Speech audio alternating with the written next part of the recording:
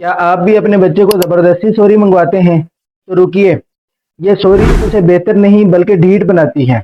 हम क्या करते हैं कि जब कोई शख्स आपसे आपके बच्चे की शिकायत करता है, तो आप उसी शख्स के सामने अपने बच्चे को डांटने लगते हैं और कहते हैं कि सॉरी करो अंकल से, बोलो सॉरी वरना घर जाके बताऊंगा। जानते हैं कि ज़बरदस्ती की सॉरी बच्चे को ढीठ बनाती है। आप इसे अखलाक नहीं सिखा रहे, बल्कि तीन गलतियां कर रहे हैं, और तीसरी वाली तो सबसे खतरनाक है।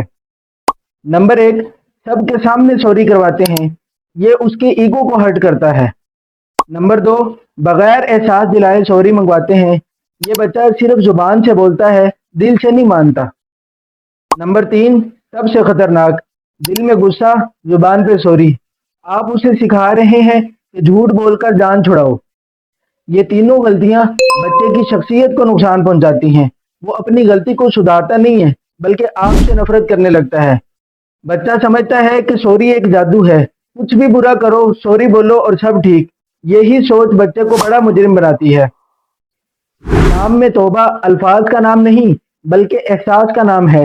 रसूलुल्लाह सल्लल्लाहु अलैहि वसल्लम ने इरशाद फरमाया, अन्नदमु तौबतुन, कि निदामत ही तौबा है। आप अपने बच्चे को साइड पर ले जाएं और उससे पूछें कि बेटा आपको क्या लगता है, आपने क्या गलती की है। पहले उसको एहसास दिलाएं, फिर उसको समझाएं और दिल से माफ़ी मंगवाएं। वरना वो सारी ज़िंदगी गलतियां करता रहेगा और आप कहते रहेंगे कि सॉरी बोलो। आज ही घर में आजमाएं और कमेंट में बताएं कि क्या आप भी अपने बच्चे से ज़बरदस्ती सॉरी मंगवाते हैं।